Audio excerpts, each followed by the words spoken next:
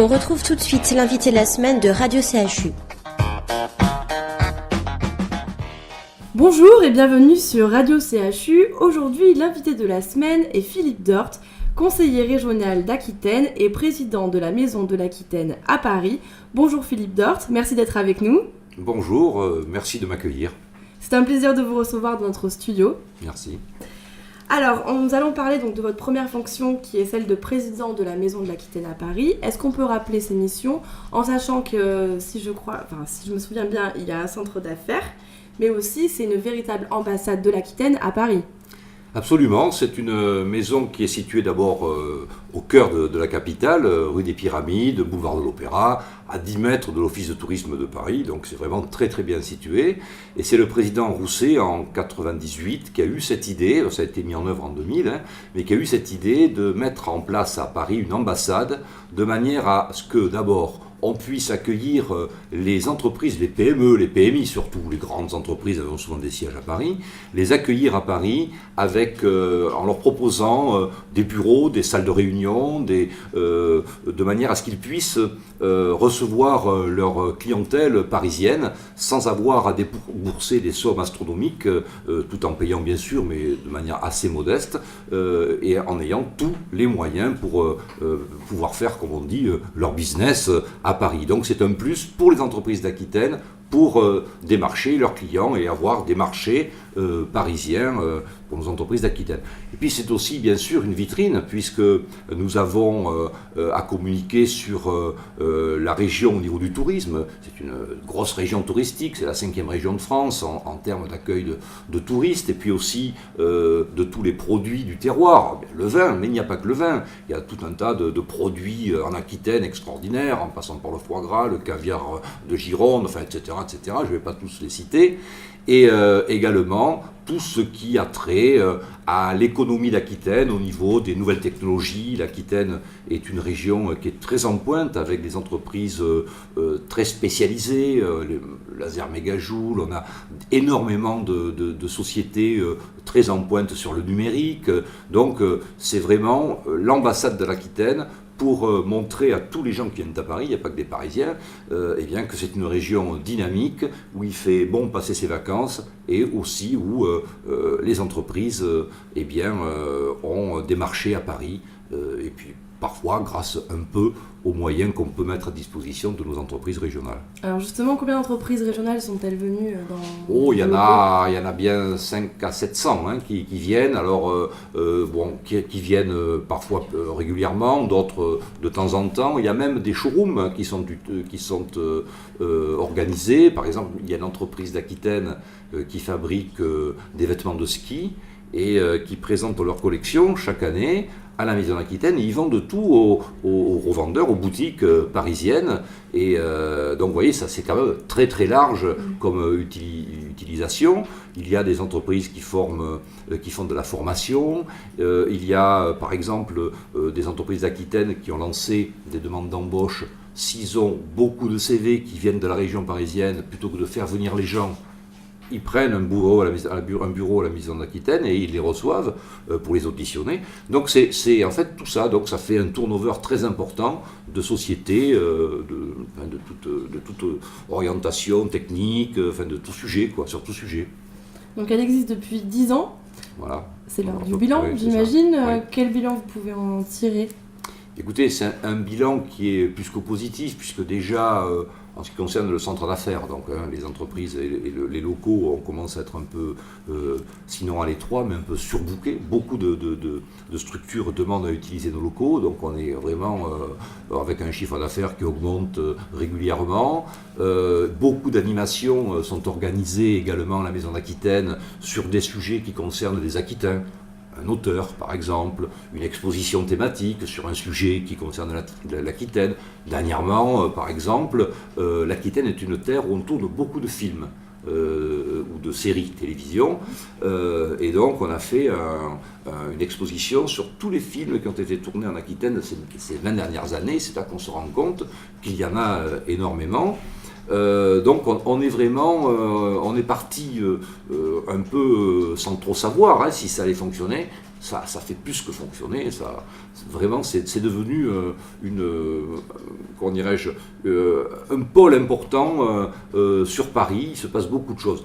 Donc c'est plutôt un bilan plus que positif. Et puis d'ailleurs, même parfois trop positif, puisque lorsque la Maison d'Aquitaine a été créée, il a été dit, comme pour beaucoup d'associations paraterritoriales qui sont à côté d'une collectivité, comme le conseil régional, que plus on aurait d'autofinancement, puisqu'on fait payer nos prestations aux entreprises, eh bien moins la subvention de la région serait élevée, elle baisserait d'autant. Et donc, la subvention de la région baisse parce que nos recettes propres augmentent. Donc, c'est plutôt bon signe. Je crois qu'on est d'ailleurs la seule association territoriale qui a pu répondre à cela, mais parce que ça s'y prête aussi, puisque nous vendons, entre guillemets, à des prix très raisonnables, des prestations. Donc, c'est un peu différent. Et puis, vous communiquez aussi très bien. Vous avez aussi donc un fonds de dotation. Est-ce que vous pouvez en parler ?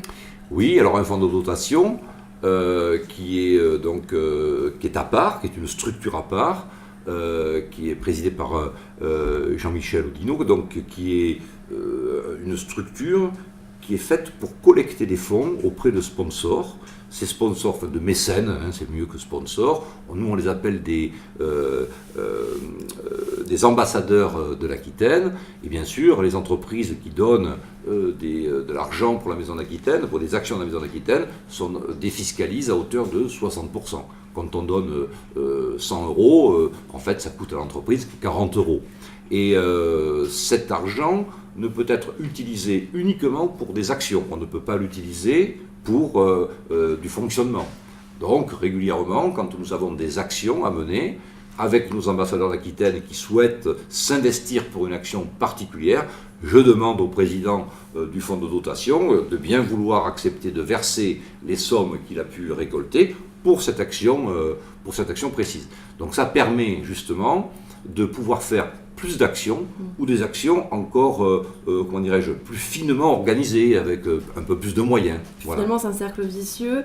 Plus il y aura d'actions, plus la Maison de l'Aquitaine se fera connaître, et peut-être il y aura beaucoup plus de mécènes. C'est là que la sagesse aussi rentre en ligne de compte, car à un moment donné, qui trop embrasse mal étreint, comme l'on dit, donc il faudra peut-être savoir où va se trouver notre vitesse de croisière, et avec des petites pointes de temps en temps, mais pour voyager loin, il faut ménager la monture, donc il faut toujours être très prudent et ne pas chercher à augmenter tout le temps, parce qu'après on est trop tributaire des aléas ou de l'économie, et on pourrait rechuter. Donc il faut gérer ça en bon père de famille, entre guillemets.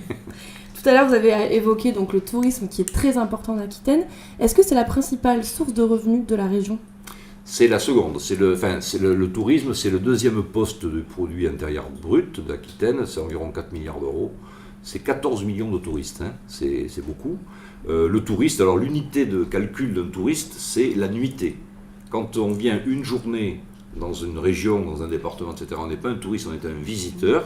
Si on dort sur le lieu que l'on a visité, on est un touriste. Donc ça fait 14 millions de touristes qui dorment au moins une nuitée en Aquitaine.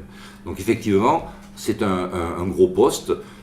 Et le tourisme, par exemple, en ce qui concerne la Dordogne, qui est un département très touristique de l'Aquitaine, c'est le premier poste du PIB en Dordogne. Le premier poste du PIB en Aquitaine étant l'agroalimentaire, viticulture incluse, bien sûr.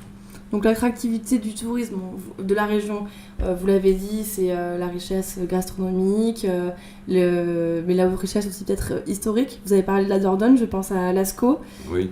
Est-ce que vous pouvez nous en dire plus ? Alors bonne transition. Oui, effectivement, le tourisme, c'est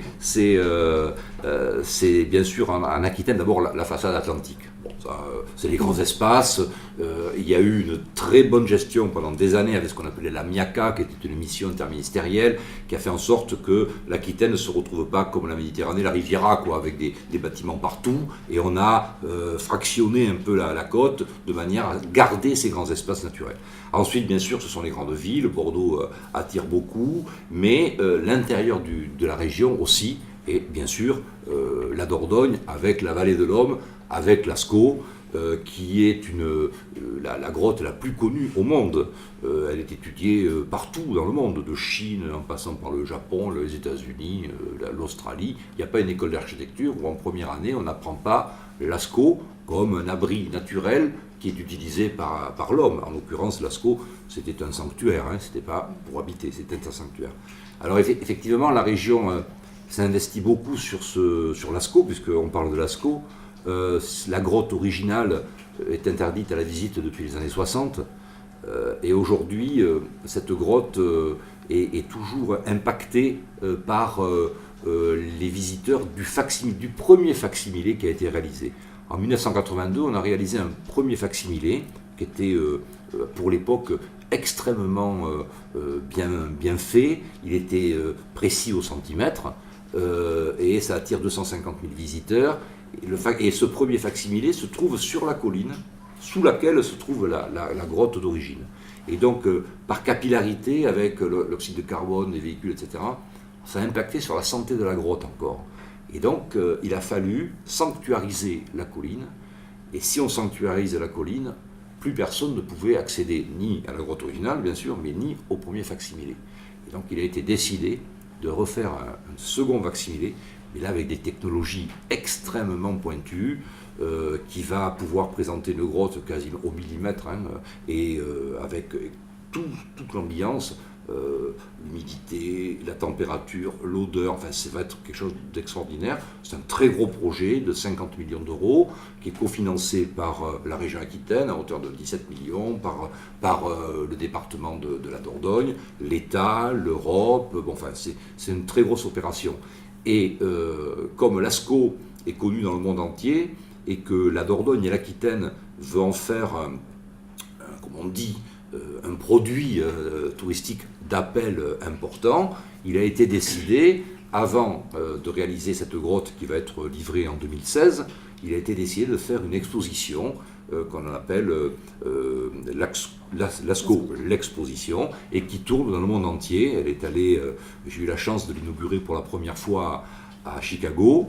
Il y a eu presque 400 000 visiteurs. Là, elle est à Houston, elle va partir à Montréal, elle ira au Japon, elle ira en Chine. Et bien sûr, quand on amène cette exposition, on amène aussi les forces vives de la promotion touristique dans ces pays pour faire du relationnel avec les tours opérateurs des pays où l'expo est présentée, pour essayer de créer des produits touristiques spécifiques à Lascaux, pour emmener des gens qui ne seraient peut-être pas venus en France pour ce produit-là. En matière de tourisme, ce qui est important, ce n'est pas uniquement de faire des actions pour faire en sorte qu'on pompe dans les 14 millions de touristes qui sont en Aquitaine, mais pour les envoyer ici et là. Non, il faut le faire ça, mais il faut attirer encore plus de touristes. C'est-à-dire qu'il faut essayer de faire de la valeur ajoutée et faire venir des gens qui ne seraient jamais venus. C'est ça la valeur ajoutée en matière de tourisme, c'est pas tourner en rond avec les gens qui sont déjà là, c'est faire venir du monde. Et je pense que ce sujet, qui est très porteur, moi j'étais très étonné d'ailleurs quand j'ai inauguré cette exposition à Chicago, des gamins, il y avait plein de gamins des écoles qui venaient avec leurs crayons, leurs papiers pour faire avec leur institutrice ou leur instituteur. J'étais très étonné de la connaissance de tout ce monde, de Lascaux. Alors ils disent Lascaux, ils prononcent le X à la fin, mais j'étais très étonné, quoi. Et donc c'est un beau projet, et puis pour un élu, puisque j'ai en charge le patrimoine, le président Rousset m'a confié le patrimoine, c'est un dossier d'une carrière, c'est-à-dire que j'aurai la chance d'avoir pu travailler au quotidien auprès du préfet de la région d'Aquitaine et du président Cazot du département de la Dordogne sur la mise en œuvre de ce facsimilé qui va rester très longtemps en œuvre. Bon, c'est valorisant pour l'action d'un élu parce que c'est un dossier passionnant. Un dossier qui vous touche aussi, apparemment. À titre personnel, puisque moi je suis à titre associatif, quand j'étais plus jeune, je suis un archéologue amateur, et donc j'ai toujours, c'est ce qui m'a mené à la politique, d'ailleurs peut-être un peu, certainement, j'ai toujours été dans les chantiers de jeunes, dans les chantiers de fouilles archéologiques, de restauration du patrimoine. Et donc bien sûr, pour un amateur, c'est exceptionnel d'avoir en charge un dossier de ce type. Les autres projets de la région, on va en parler un peu si vous le voulez bien. Je pense à la LGV, donc le gouvernement a confirmé la liaison Sud-Europe. Alors, il faudrait préciser quand même que le gouvernement a supprimé des tas de projets à cause de la crise. La région et le département se sont battus pour que la LGV se fasse. Pourquoi c'est si important pour la région ? C'est important, je pense, pour l'arc atlantique et pour l'Espagne aussi, pour l'Espagne de l'Atlantique.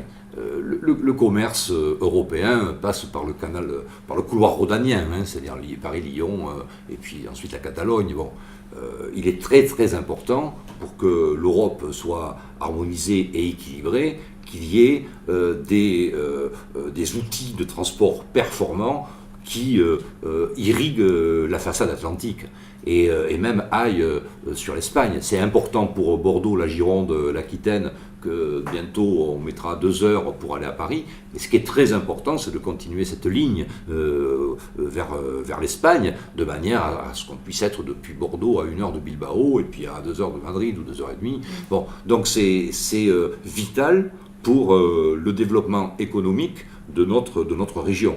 Parce qu'on ne peut pas, même si le tourisme représente une force incontestable, on ne peut pas, pour être dynamique, uniquement construire son économie demain sur le tourisme, parce qu'après on va devenir une réserve, quoi. Bon, donc c'est bien, mais ce n'est pas uniquement ça qu'il faut mettre en œuvre.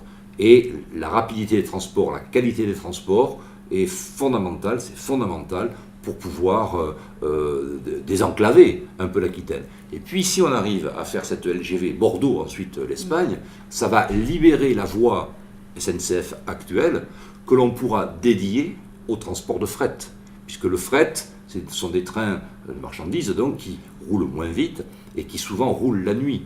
Si il y a une voie ferrée à côté de la voie nouvelle qui est dédiée au fret, ça devrait aider à sortir les camions de la route et les mettre ce qu'on appelle sur des routes roulantes, c'est-à-dire sur des wagons avec les conducteurs de camions qui ont des wagons-lits derrière et qui reprennent leurs camions une fois qu'ils sont arrivés à destination. Je pense qu'on ne peut pas parler de développement durable et ne pas légiférer à un moment donné pour imposer à certains transporteurs routiers de prendre les routes roulantes, enfin de mettre leurs camions sur des wagons. Parce que on fait passer en Aquitaine beaucoup de camions de transit qui partent de la Hollande et qui vont au sud du Portugal, sans s'arrêter chez nous. Donc, d'ailleurs, en Suisse, ils ont légiféré. En Suisse, on ne peut pas traverser la Suisse avec un camion. Tous les camions se mettent sur des voies ferrées et puis ils traversent la Suisse et puis les chauffeurs reprennent les camions pour continuer. Je crois que c'est la sagesse et ça doit passer par la mise en œuvre de cette ligne nouvelle pour libérer aussi la voie ancienne pour le fret. Pour désengorger et pour préserver l'environnement aquitain. D'ailleurs, j'ai lu dans le journal L'Aquitaine que la région a commandé un rapport d'études sur les changements climatiques en Aquitaine. Quels sont les efforts à faire en matière d'écologie en Aquitaine et est-ce que vous diriez que nous sommes de bons élèves ou comment nous pouvons nous situer ? Oui, l'Aquitaine a fait beaucoup d'efforts. D'ailleurs, on a un agenda 21 depuis très longtemps, avec le département de la Gironde d'ailleurs. Beaucoup de structures l'ont fait bien après nous. Ce qui nous a permis de mettre en œuvre des politiques de construction, notamment très élaborées. On a inauguré un lycée à Bègles, qui est un lycée qui fabrique son énergie, et même qui ne coûte rien en énergie avec ces nouvelles technologies que nous avons aujourd'hui. Et donc, bien sûr, nous participons, nous aidons au mieux tous les projets qui mettent en œuvre ces nouvelles applications. On aide aussi à l'étude de nouvelles sources d'énergie. Par exemple, il y a des projets d'hydrolienne. L'hydrolienne, c'est une éolienne, mais les pales tournent avec l'eau, c'est-à-dire avec les marées. Donc c'est la multiplication de ces énergies nouvelles qui permettra d'amener notre pierre au développement durable, comme on l'en dit, à l'écologie. Et l'Aquitaine ne peut pas faire toute seule cela. C'est pour ça que j'aime bien à rappeler l'histoire du petit colibri. Vous ne connaissez pas l'histoire du petit colibri? Mais je vais vous la raconter, l'histoire du petit colibri. C'est une grande forêt qui brûle, et puis un incendie énorme. Et puis il y a un petit colibri qui fait des allers-retours avec une goutte d'eau qui jette sur l'incendie énorme. Et il fait des allers-retours, des allers-retours, des allers-retours. Alors il y a un grand arbre qui brûle et qui lui dit « Mais petit colibri, qu'est-ce que tu fais avec ta goutte d'eau? Enfin, qu'est-ce que tu crois que tu vas arriver à faire? C'est fini. » Et le petit colibri lui répond « Peut-être, mais j'ai fait ma part. » Donc en Aquitaine, on fait notre part. D'accord. Donc pour imaginer, s'il y a plusieurs petits colibris, le feu s'éteint. Voilà. Avec beaucoup de colibris, eh bien, on peut arriver à faire quelque chose. Voilà, mais un colibri tout seul, bien sûr, c'est difficile. C'est toujours difficile. Alors, question plus personnelle. Si vous étiez un lieu en Aquitaine, vous seriez lequel? Voilà, je serais en Aquitaine, alors j'en serais beaucoup. Allez, si on peut choisir 3 lieux, allez, on va dire. Alors, en Gironde d'abord, je pense que je serais le château de Rozan. Alors pourquoi le château de Rozan? Parce que le château de Rozan, c'est là où à l'âge de 16 ans, j'ai fait mes premières armes en archéologie médiévale et en architecture militaire du Moyen-Âge. Et j'ai beaucoup de souvenirs. Et ça représente une époque particulière, puisque ce château est passé régulièrement de l'emprise française à l'emprise anglaise. Quand on dit les Anglais vendanger l'Aquitaine, il y a un très beau livre qui a été réalisé sur ce sujet-là, qui a été écrit sur ce sujet-là. Et donc c'est un lieu magique, c'est un lieu où il se passe des choses qu'on peut difficilement expliquer. Je ne suis pas quelqu'un de très mystique, mais je crois aux forces un peu de l'esprit et aux forces du geste. C'est-à-dire que quand je suis dans un monument comme le château de Rozan, le soir, à la nuit tombée, au mois d'août, il fait chaud, la chaleur a été emmagasinée par la pierre toute la journée et rejetée quand il commence à faire un peu plus frais. Et parfois, avec des éclairages rasants, on voit sur la pierre les marques de l'outil qui ont fait la pierre, qui ont façonné la pierre. Et quand je vois la marque de l'outil, je vois l'outil, je vois la main, je vois le gars qui a tenu l'outil. Et donc, quelque part, sans le savoir, par son geste, c'est une forme d'éternité. Donc c'est ça qui me plaît quand je vais au château de Rozan, et c'est un lieu pour moi un peu magique. D'accord. Un autre lieu peut-être? Alors bon, c'est mon quartier, bien oui. sûr, Bacalan et les bassins à flot, puisque effectivement ma famille est installée dans ce quartier depuis la fin du 19e siècle. Mon grand-père, mon arrière-grand-père était manœuvre au chantier naval, mon grand-père était chef d'équipe dans les formes de radoub, dans les cales sèches des bassins à flot aujourd'hui. Et c'est vrai que c'est un lieu aussi particulier, c'est un lieu où il s'est passé beaucoup de choses. C'est un lieu, Bordeaux doit beaucoup à ce lieu, puisqu'en fait l'économie bordelaise s'est faite par son port, malheureusement à une certaine époque, au XVIIIe siècle, sur des commerces qui n'étaient pas vraiment très sympathiques, ce qu'on dit...